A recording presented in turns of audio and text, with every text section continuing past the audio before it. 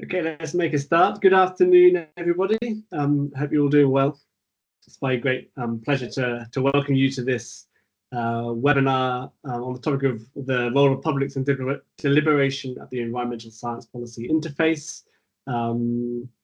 Just to briefly introduce myself, I'm Mark Hirons. I'm a researcher here at the University of Oxford. I do environmental social science of various flavours, and quite a lot of my work at the moment is on this project called the Agile Initiative. I'll just briefly introduce the initiative to give a bit of context to where this webinar and this discussion document are coming from. So the Agile Initiative is a 5-year project funded by the Natural Environmental Research Council, and the ambition of the program is to kind of rethink and rework the relationship between environmental science and policy against this kind of backdrop of this sense that there's contributions that the environmental science community could be making to environmental policy and more effective ways in which the science community could inform policymaking. So the kind of core part of the project is these research projects, which we call sprints, which are relatively short, rapid, interdisciplinary projects which aim to meet an evidence need or produce kind of world-class science and inform policy at the same time. So a kind of rather ambitious grand plan, but and there's a lot of learning that's going on at the same time in these various different sprints, and you can head over to the website to check that in more detail. I'm leading a piece of work that we're calling kind of program level research, which is trying to really use the case study, use the sprints as a set of case studies for learning about what's working and what's not working at the environmental science policy interface. And over the last few months, we've been doing a few bits of work to try and inform that research. One, really kind of looking at the kind of science policy nexus and kind of framing ideas around co-production and the ways in which it works, it doesn't work, and how can Agile and researchers involved in Agile potentially draw upon some of the research in that space to enhance their work. And then the other kind of piece of the puzzle, really, which I think many of us working in this space, particularly kind of the more natural science disciplines, often kind of lose sight of the kind of the society part of the kind of science policy and society kind of web of relations that are at play here. And so we've undertook this piece of work that was led by Molly and Grace to really try and take stock of what's the kind of state of knowledge around the role of publics and deliberation in the kind of science policy, political decision-making space, and present that work in such a way that it kind of provoked a bit of discussion and reflection amongst the whole range of people who are involved in this space. So that's what we're doing today. We wrote this discussion document, which is available online. Heather's posted a link to that. And the hope is that this is actually a useful resource for people who maybe want a quick refresher or coming at this topic in recognition of its importance, but don't quite know where to start. And so we're hoping that this kind of provokes a bit of discussion beyond the kind of usual suspects of people who discuss this. And some branches of environmental social science, this is their bread and butter, but for many people it's not something they've thought deeply about. And we're hoping that this will kind of spark a discussion both within the Agile and the Oxford community, but also more broadly. So the plan today is that Molly and Grace, who led this work, will give a presentation on it. And I'm delighted to have two discussants, Dr. Jayne Carrick from the University of Sheffield, who's really been focused on this during her research career. Her research is driven by an interest in participation and engagement in political decision-making in the environment, and has looked at numerous things, including innovations such as the Climate Assembly in the UK. And also delighted to welcome Professor Chilvers, who's really been a leading voice in this space for several decades, and both these scholars have really influenced our thinking and the way we put together this document. And again, Jason's work speaks to this really fundamentally in many ways, but also his work has been very applied in the sense that he's worked with a whole range of different organisations and institutions, trying to bring some of this more academic work. Often it gets quite hard to follow for non-experts, but bring it to life and bring it into practice. And so really delighted to have their responses today. Slightly nervous as well, but hopefully they'll be able to give us some further food for thought. And then after we've heard from them, we'll open it up for a Q&A. So we're in webinar mode. That means we're kind of going to do the Q&A through the chat. So if you do have questions at any point, drop them into the chat, and we'll do our best to field those for the kind of second or the last third of the hour. So hope that all makes sense, and it is roughly what you're all expecting. And without further ado, I'll hand over to Molly and Grace to take us through the content of the document. Thank you. Hi everyone, thank you so much, Mark, for the introduction, and thank you for coming today to learn about our report on the role of publics in deliberation at the Environmental Science Policy Interface. My name is Grace, and today, as Mark said, Molly and I will be running through some of the key findings of our document. We want to emphasise in this presentation that we're not suggesting public participation is a panacea in environmental science and policy, but rather one tool available that, when used in a reflexive manner, can help to produce generative and sometimes novel environmental research that reflects the wishes of publics. So here you can see all of the authors involved in the production of this document, and now I'm going to move on to discussing our findings. In our report, the first significant consideration we investigated that underpins how public participation is approached was the definition of the public. Science and technology scholars in particular highlight that publics are often understood in one of two ways, and that these two definitions have different implications for the aims of participatory processes. The first way of conceptualizing the public is as a homogeneous whole, a collection of individual citizens. This approach often leads to the desired outcomes of participatory processes being informed consensus. If the public is thought of as one homogeneous whole, then it follows they could reach one opinion through extended discussion and deliberation. However, the second way of approaching the public challenges this idea of homogeneity and consensus. Science and technology scholars in particular emphasize that publics can also be conceptualized as groups that come into being in response to particular issues. So this second definition sees publics as multiple and emergent. For example, we could think about how in the same city, different publics might emerge over issues including local flooding, biodiversity decline, or new traffic control measures. The publics invested in such issues can depend on factors including social, political, and economic demographics. Perceiving publics in this way as multiple has different implications for participation. If we see publics as emergent, then rather than consensus or mutual agreement, facilitating disagreement and learning about varied and diverse viewpoints may become crucial to participatory process. It is therefore important to reflect on how publics are implicitly or explicitly defined in participation, as this will change the aims of the process. So why engage the public? One reason to direct research towards that which reflects public wishes.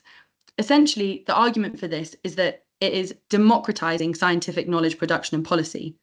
The public participation here can function as a kind of ethical check and balance service for researchers and decision makers. A second reason, which I've already hinted at, is that public participation can co-create new knowledge with researchers. This could seem counterintuitive because, after all, researchers are usually those seen to be the experts in scientific environmental knowledge production. However, this second reason is based off the idea that there are different kinds of knowledge and expertise about the environment, and that publics can actually bring new knowledge to the table.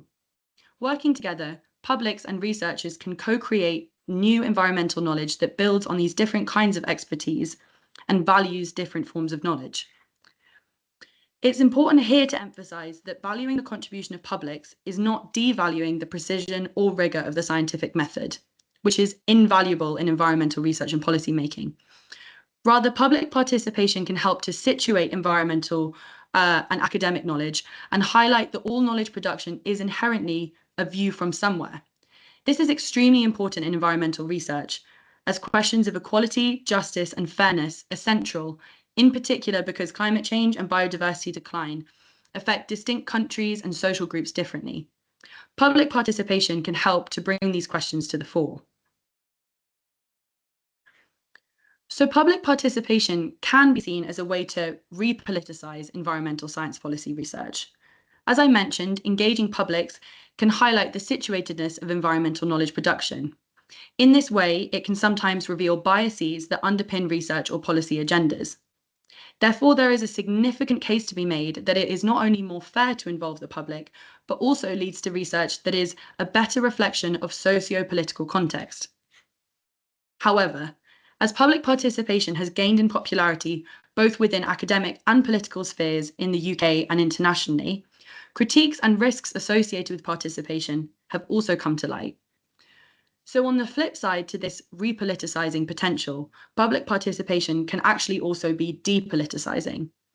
In our report, we have highlighted some key risks associated with public participation that it may be useful to consider to prevent work merely ticking a box of public engagement without actually creating any new or useful knowledge. There is a key risk now that governments can use public participation as a way to actually absolve themselves of responsibility for the consequences of their decision-making by putting space in between their decisions and who is responsible for them.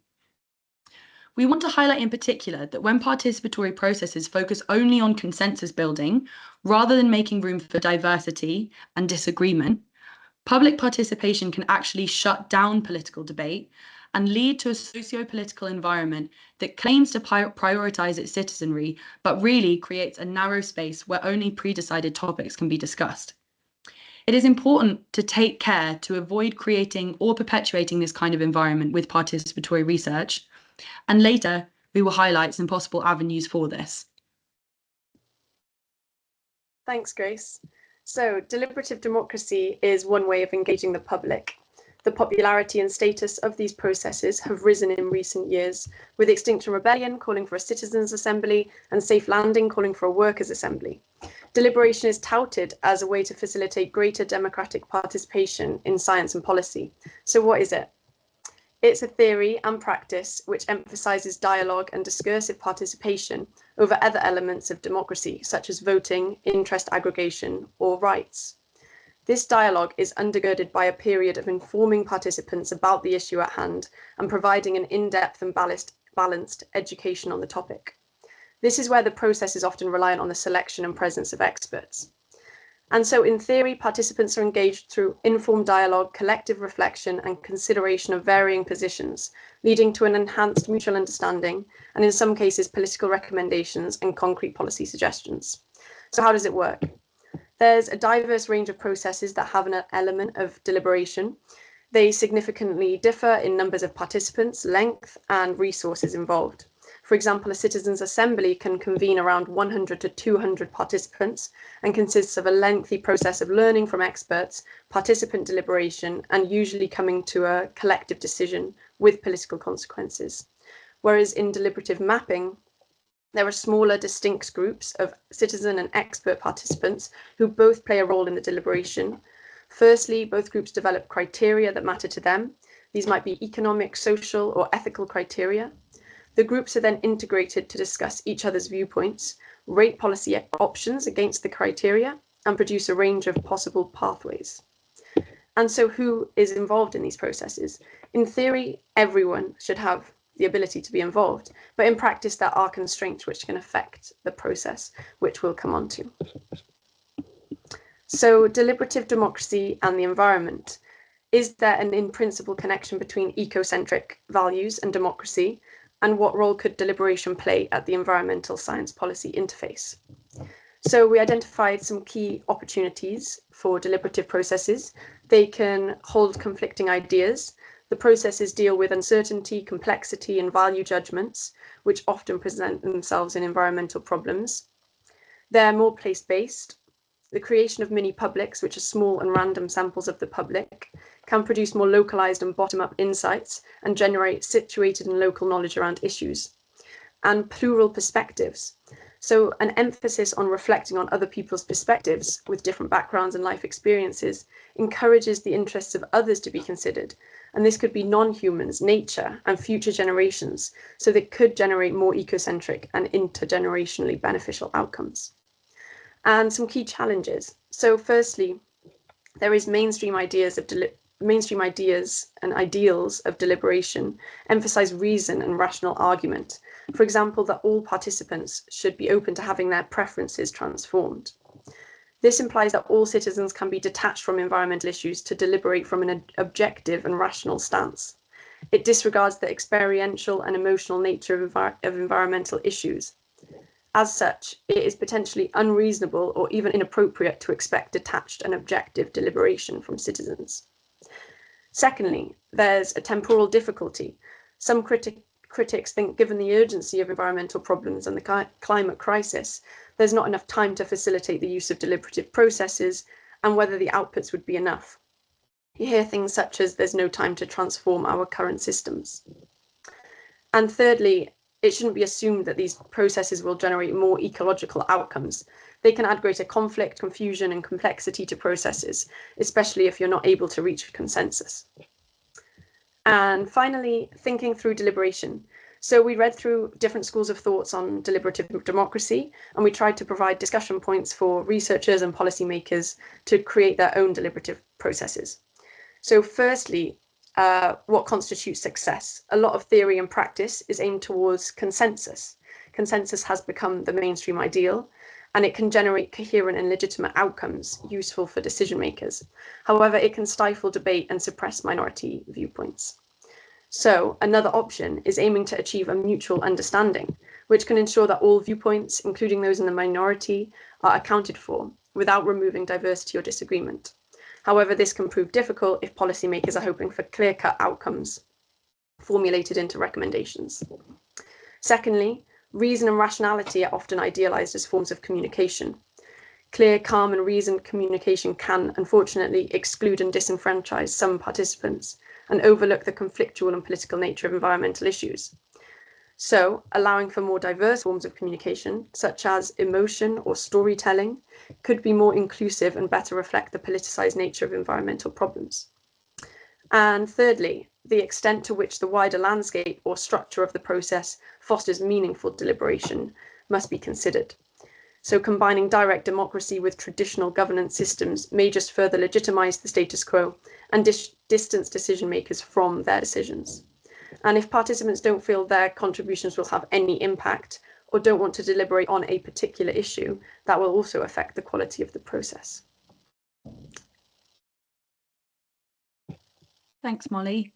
Over the next few minutes, Molly and I will briefly explore 2 case studies of public participation, which evidence some of these dynamics we've been talking about, particularly speaking to the role of expertise and knowledge production in participation, as well as examining the possible outcomes of participatory research. So first, Experiment Earth. This was a national level public deliberation exercise run by NERC, the National Environment Research Council, to investigate public perceptions of geoengineering in 2010. It consisted of deliberative workshops, discussion groups, a qualitative survey, and open events. The aim of the exercise was to better understand the public's preferences in geoengineering research, with a particular focus on morals and ethics. Organisers gave participants 9 pre-decided types of geoengineering technologies to consider, alongside a brief list of their pros and cons. This methodological choice to preset discussion topics in a narrow way has been critiqued in some of the literature for foreclosing debate over what is undoubtedly an extremely risky, new, and complex topic. Furthermore, in the research, a very clear expert-participant divide was created, where the researchers, who were predominantly scientists, provided knowledge to participants. So the process ended up being more evaluative rather than co-creating new knowledge with the publics involved.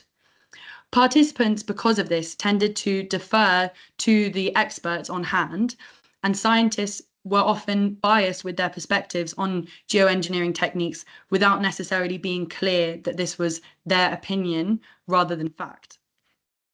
The results of Experiment Earth are published online, and the report states that the outcomes and recommendations from the study to NERC were to simply take the findings into account and to continue doing more public engagement as geoengineering processes develop.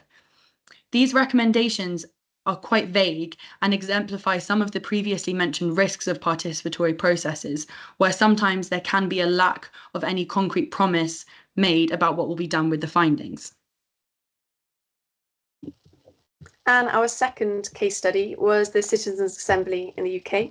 The UK Climate Assembly took place in 2019, and it was commissioned as a deliberative democratic exercise where 108 people, representative of the UK public, were brought together to discuss the question, how should the UK meet its target of net zero greenhouse gas emissions by 2050? So I'll run through three key takeaways from this, which by no means does it justice, but just three key things we learned was firstly that the participants were given a critical thinking workshop on how to consider the knowledge provided to them by speakers. So they were able to better kind of evaluate and analyze the knowledge given by so-called experts. Then there was an expert participant binary. Experts provided their knowledge in a separate session and were not included in the deliberation part. And thirdly, there was 47 speakers who spoke to participants, and these were introduced as either informants or advocates. Informants highlighted a range of views on a topic, whereas advocates shared their own view. Most speakers were scientists, some with some social scientists or political scientists. And there was no mandate for anything to be done with the findings of the assembly, similarly to the last case study. The outputs were suggested to be taken into account. The parliamentary committees who commissioned the report also said they would use the findings for scrutinising the role of the government in combating climate change. So, to conclude, based off our research and literature reviews, we have identified some key takeaways that seem central to reflect on when engaging with public participation. These are not intended to be prescriptive and necessarily change depending on focus and work priorities, but aim to be suggestive of some more practical considerations in public participation to complement some fairly theoretical ideas that we've explored today. These takeaways, we hope, might serve as a springboard to think within participatory work. We hope that they may help to generate research that keeps diversity and disagreement at the forefront, taking publics to be multiple and emergent, crucially, both co-creating new knowledge and reflecting public's wishes in environmental research and policy. So running critical thinking sessions for participants can help them to engage with the knowledge provided and not necessarily take everything that researchers or experts say as entirely unbiased objective information. Relatedly, researchers can be clear with participants about whether they are advocating for something or providing more factual information. Involving publics at earlier stages of participation can leave more space for research to reflect participants' interests and concerns, and similarly, bringing in a broad range of disciplinary expertise can broaden the scope of discussions and prevent them from staying in an exclusively fact-based or scientific realm. Finally, ensuring that participants have time without academic or other experts to discuss topics at hand can help to mitigate the inevitable expert-participant binary in participation. So thank you all so much for coming today. We are very much looking forward to hearing Jayne and Jason's reflections on this topic, and very much hope this research might contribute to building some kind of roadmap for moving forward with participatory work in environmental research and policy. Thank you so much. Thank you.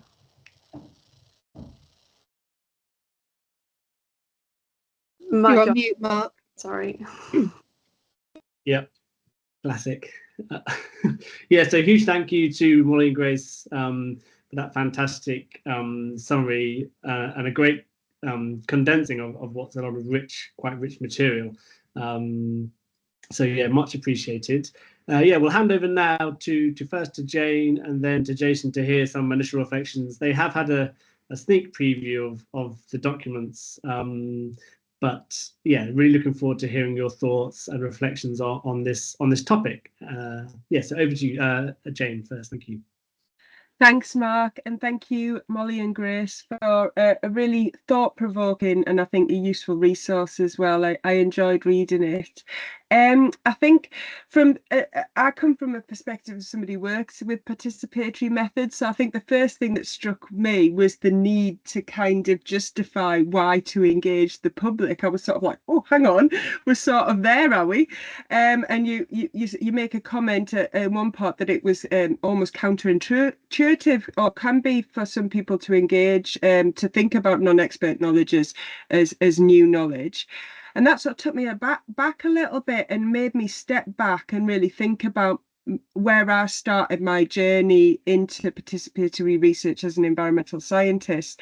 And now I come at research from the perspective of knowledge, non-expert knowledge being valid, and also can improve decisions, and also maybe reduce opposition to decisions that are made. And I think if anybody on the call isn't convinced by the argument in the report to engage the public, I would encourage you to read Brian Wynn's seminal text, May the Sheep Safely Graze, from 1996. And there's lots of work done since then on the value of public engagement that I'm not going to sort of go into here. But I think, as I say, from this perspective of an environmental scientist that has gone into public engagement, to contextualize the idea of public participation in environmental research, it really helps me to draw on the science and technology understanding of knowledge as incomplete and dynamic. And the reason I mention that is that Molly and Grace do sort of talk in the report about building on the scholarship from science and technology studies. So the kind of idea of knowledge as being incomplete and dynamic means that you accept knowledge gaps and they're expected, that knowledge develops with experience and it changes over time. So that really nicely kind of allows you to think of, well, first of all, obviously, if you think of experience as knowledge development with experience, that allows you to think of public experience being an important source of knowledge. But I think for deliberative processes, what I am focusing on at the moment is the idea that knowledge changes over time, and that to implement public engagement properly, you really need to think of it as sort of an ongoing process. Molly and Grace touched on the example of Climate Assembly UK in the presentation. Then it's in the report. I know this case quite well. I was on the evaluation and research group for that particular process, and you know, they're right that there wasn't enough thought about what happens to the outcomes and even what happens to the participants. So you've got a group of more knowledgeable and passionate people at the end of the process, not to think about what to do with those in order to maybe enact action and take those recommendations forward, I think is a major oversight and something I'm working at the moment. Have I got any time to make a couple of more points, Mark? Yes, go ahead. Yeah.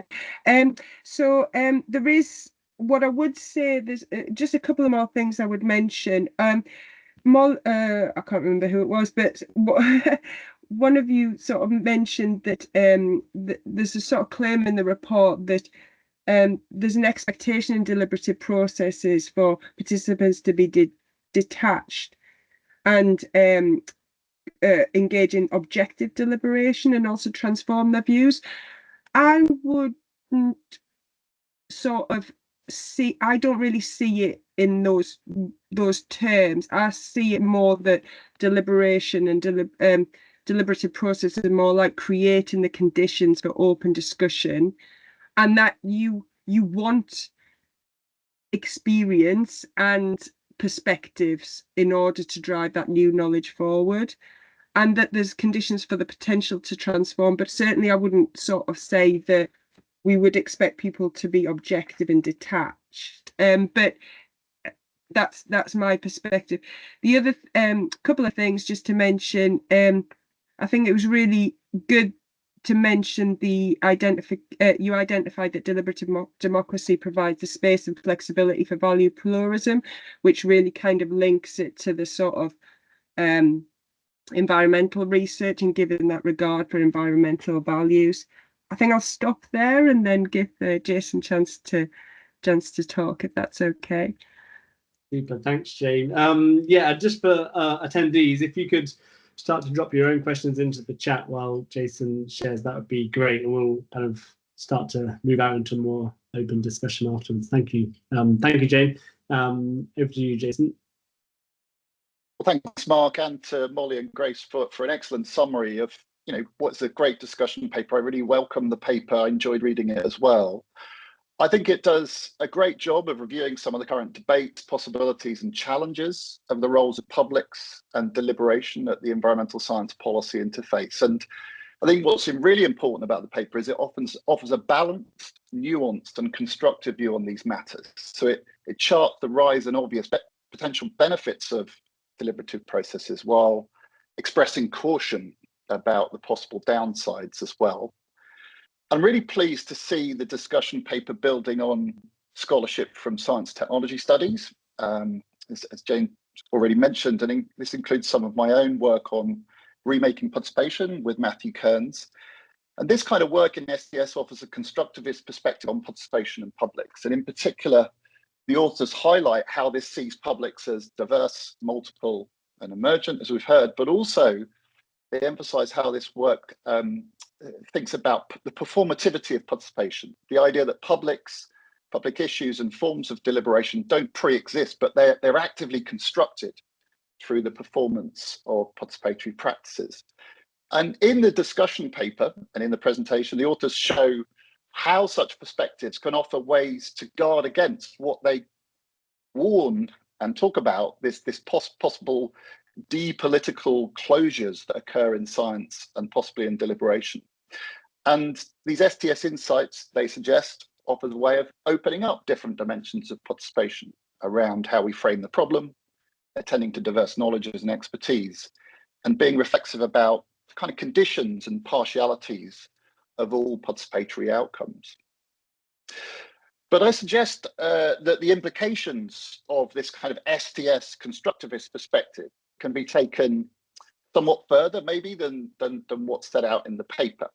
And I don't think this is exclusively the case, but there is kind of an imagination of participation within the paper that remains one of inviting publics into discrete deliberative processes. This isn't surprising. This is the dominant kind of imaginary of participation that we see in deliberative theory.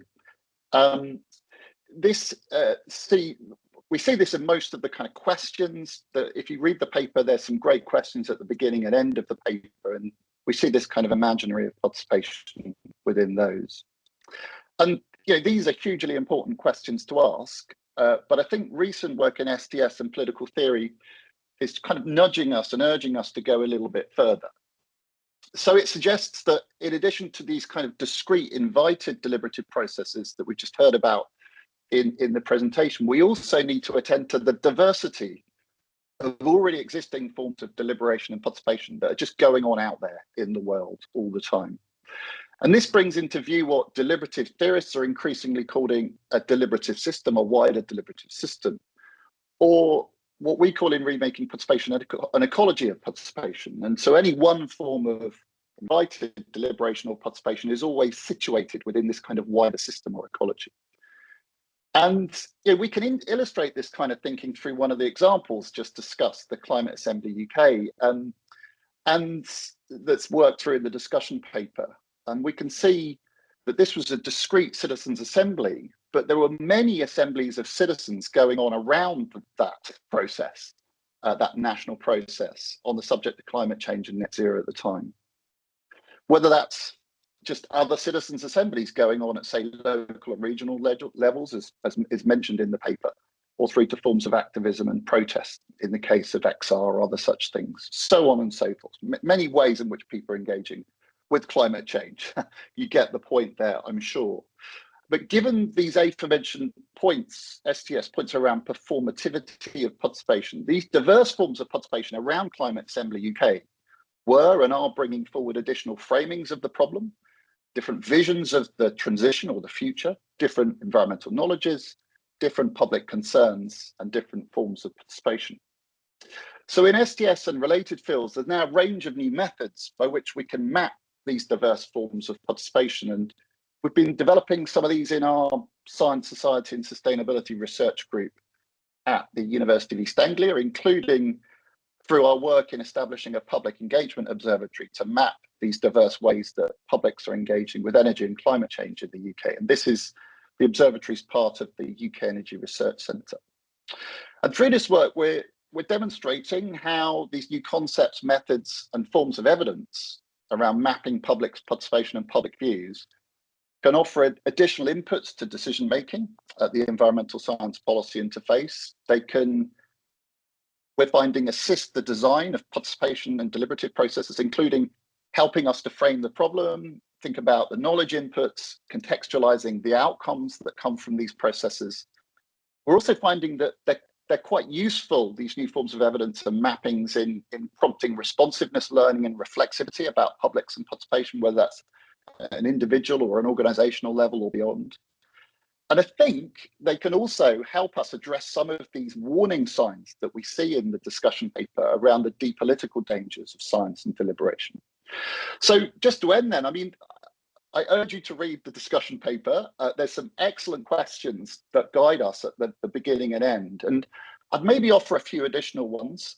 This isn't an exhaustive list, but they could include things like, what are the already existing forms of deliberation and participation on the issue in question? How can these already existing public framings of the problem, knowledges and forms of participation be attended to? How we design deliberative processes? And how can we be more responsive to diverse, already existing forms of public relevance and participation? So I really congratulate the authors, and I offer these suggestions as constructive additions to what is a really impressive review and set of guiding questions. Thank you.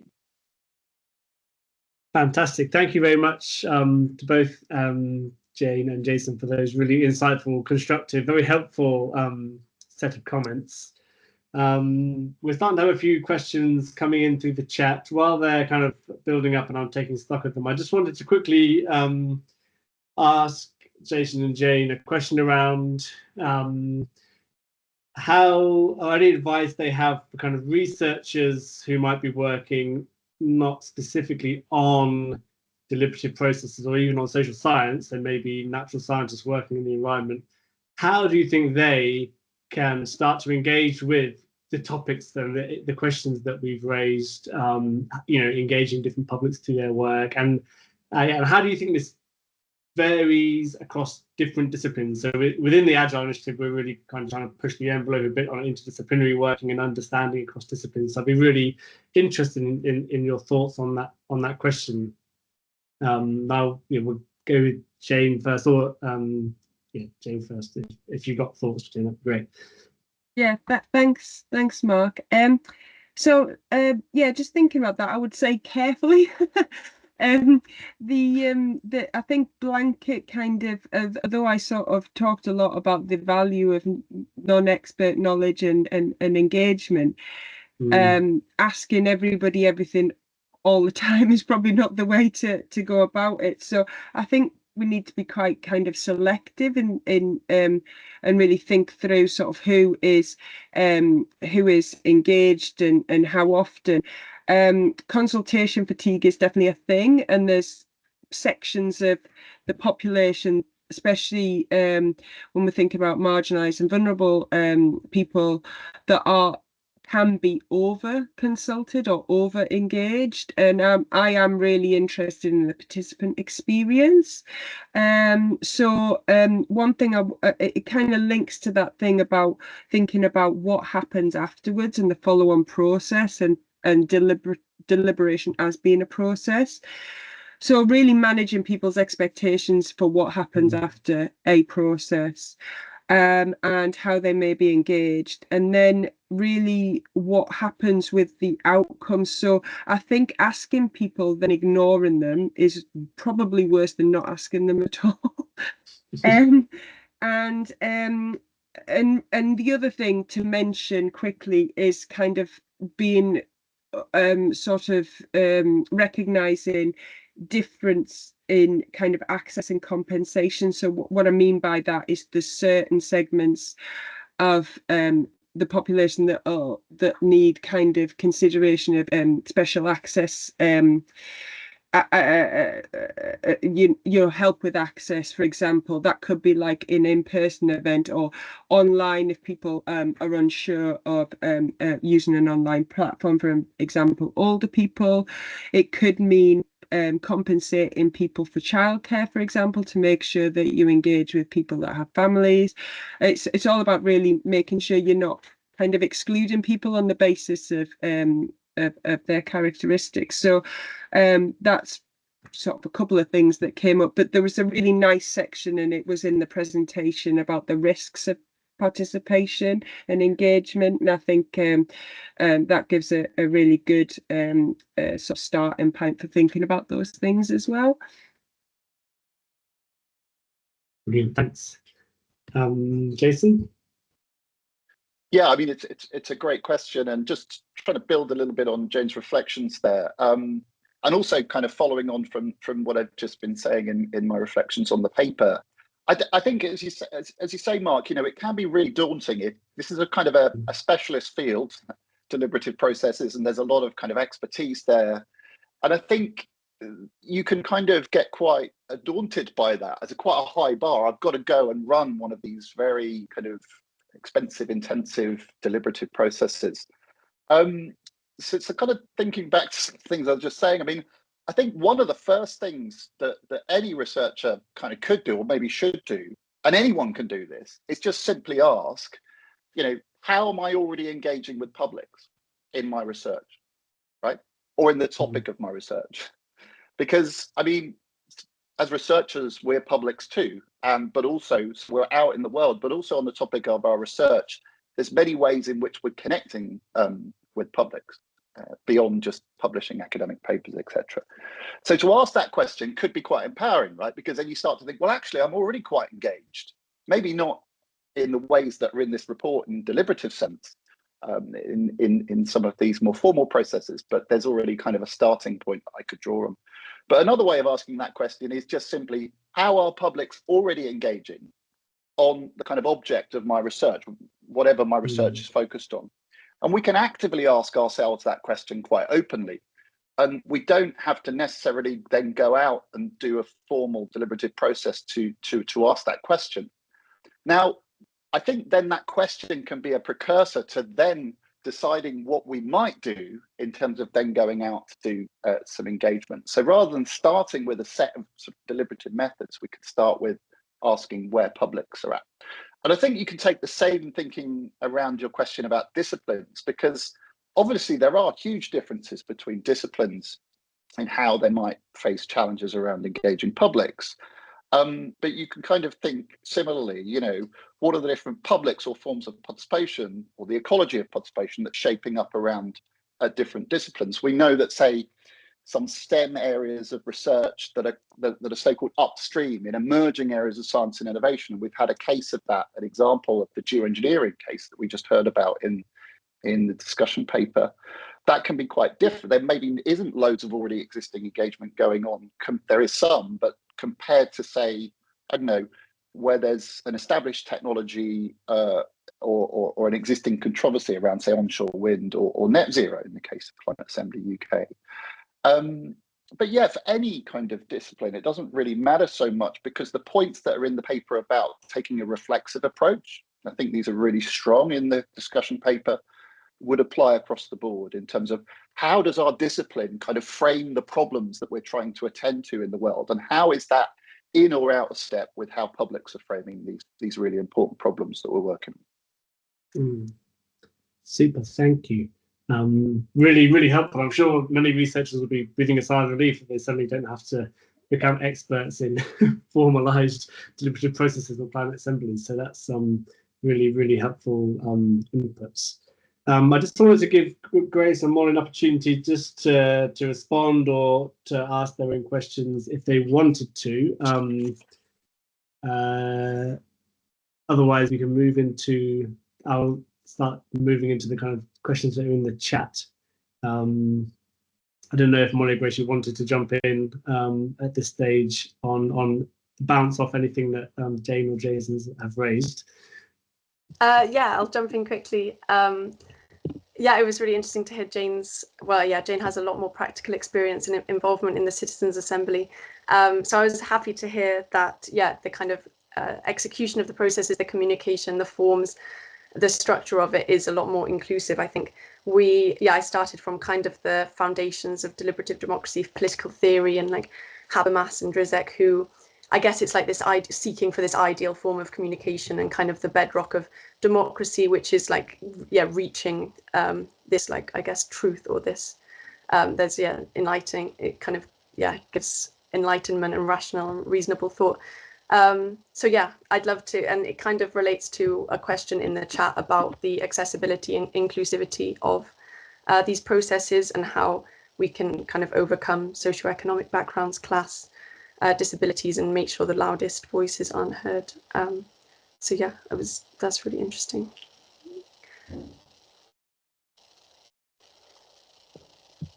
Super. Yes, so I mean, Grace? Oh no, I was just going to say I'm conscious that we don't have too long left, so I do have lots of comments and thoughts, but I'm very happy to go straight to the questions if maybe that works better. Okay, super.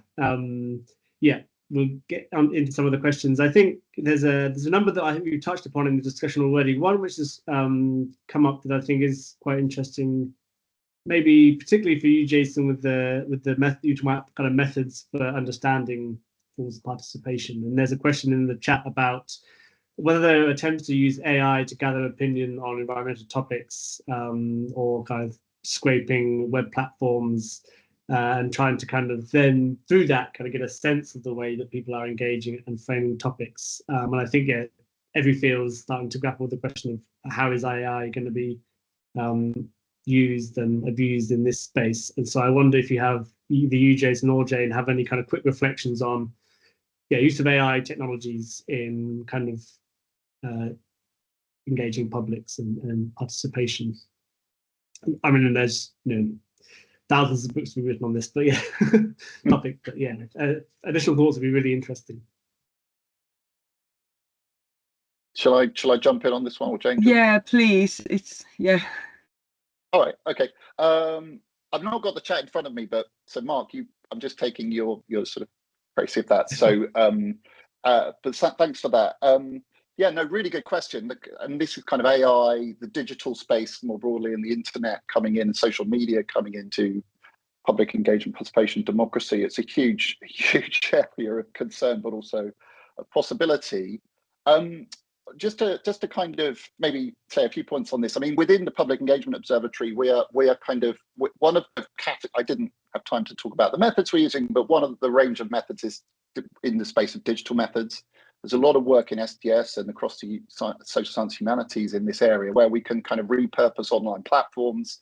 For instance, we've used Google and Twitter, now X, to actually kind of help map how publics are engaging or getting involved in debates around net zero and climate change and energy transitions.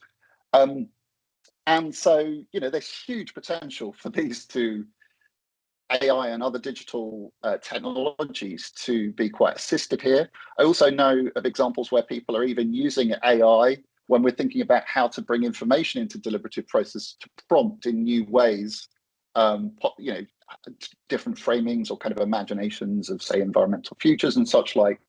So there, again, are possibilities there. But I think if we're talking about, well, I think the initial question was talking about sort of scraping online data, big data sets to try and get a better picture or you know, more comprehensive picture of how publics are engaging or what their opinions are. I think, again, we just have to apply the same kind of question, you know, guiding lights that we would have for deliberative processes, which is they're all partial. So any attempt to get at the public is partial and brings a particular kind of public and forms of public opinion into being. And we need to just be careful and not think that AI is going to come and save the day here, or other digital methods. You know, the maps that we're doing, the mappings that we're doing are partial maps, and all ways of getting at publics and participation are partial. So for me, it's really important to think about that and to express those uncertainties about the extent to which we can know participation in public. Super. Jayne, anything to add briefly? I think Jason's covered it well. I haven't really got anything to add in terms of the use of AI, but I would say there is really good points about kind of widening the engagement beyond the sort of specific deliberative process, and certainly social media could be used for that. I am working on a project at the moment that uses an innovative arts-based documentary making method to engage people beyond an assembly. So you know, that I know that wasn't really the question, but there is stuff going on in that kind of digital space for widening the engagement. So yeah, it's an interesting question. Thank you. There is actually, just following on from that, a question in the chat that says, you mentioned stories from Suzanne there, you mentioned storytelling as a way of engaging a more experiential form of deliberation. How can storytelling and other art-based methods be linked to your definition of publics from an STS perspective? So I wonder, Jay, whether you might be prepared to just elaborate a little bit more on that project you're talking about and using different, either digital or non-digital ways of engaging publics. It'd be really interesting to hear. I think there's a lot of interest in my circles anyway, in kind of expanding the ways in which we think about our work in that way. Yeah, and it was nice to see there's somewhere in the report, and I think it was mentioned in the presentation, that that kind of the place for storytelling as well as a way of kind of engaging people from different kind of backgrounds and stuff. And it kind of links into the question about accessibility as well. And building on what Molly said about the kind of theoretical, the sort of the gold standards are not a very good phrase, but the sort of in theory what deliberative quality looks like, and actually that's quite exclusionary. And the way to sort of, when we're getting over that, Iris Young talked about this in some of her work, was kind of engaging people in storytelling to enable people to participate. So the project I'm involved in really builds on the idea, or the kind of oversight, which is what happens with the people and the recommendations after an assembly. And we're using we're working with an interactive documentary maker to engage people in so it's people that did participate in an assembly, people that presented in an assembly, and sort of in a wider public. It's quite small at the moment, but it's a way of kind of thinking about what happens to the recommendations afterwards. So building stories around that. So it's almost like a bit of a visioning exercise, but not too blue sky, and then co-creating an interactive documentary. And there's kind of a sort of several reasons for that. Part of it is really communicating the results. So what we haven't really talked about here is wider awareness. So the awareness, public awareness of Climate Assembly UK was really low. Like, not many people had heard of it.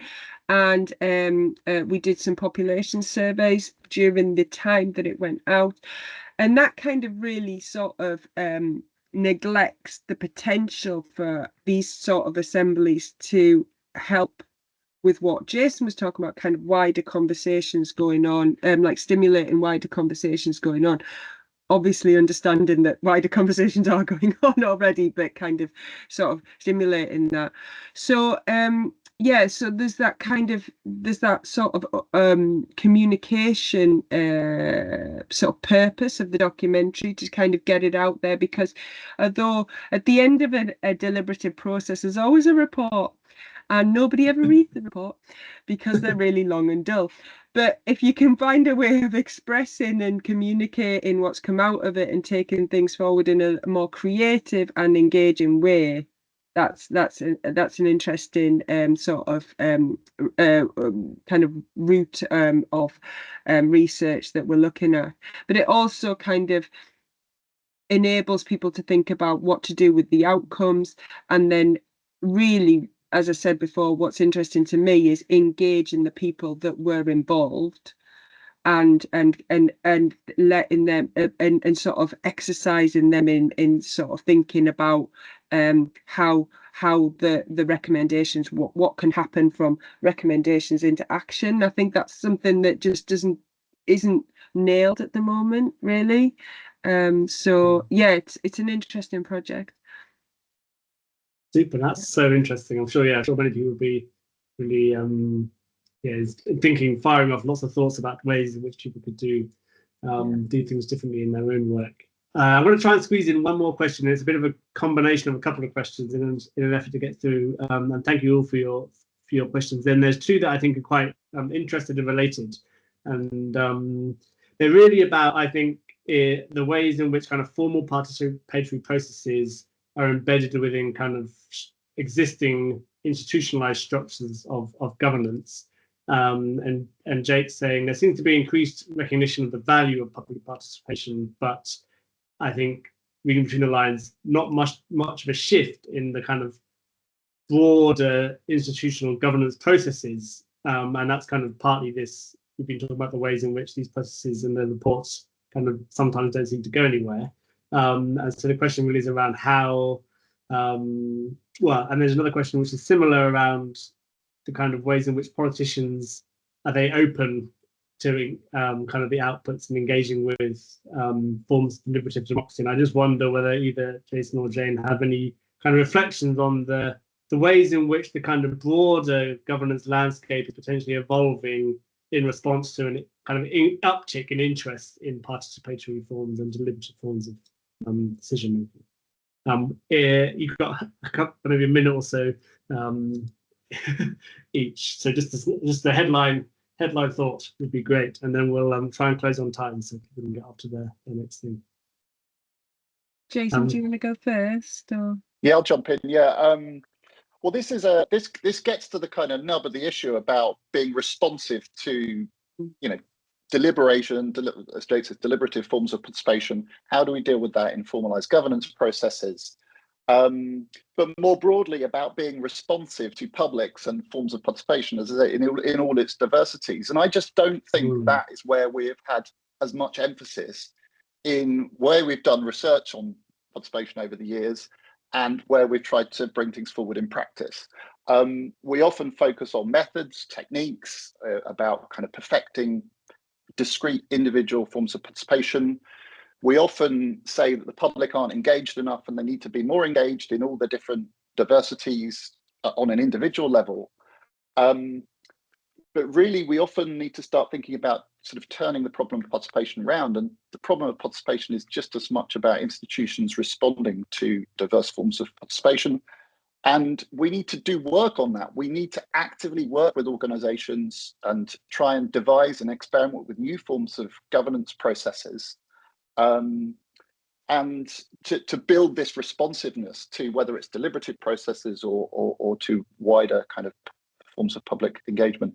And just to flag again, I keep mentioning it, but we're actively doing these kinds of experiments on the Public Engagement Observatory with UK government departments, the Dutch government, with Natural England and the Climate Change Committee and some companies as well, trying to actually, in a very kind of fine-grained level, in experiments with them to try and see how we can address this challenge.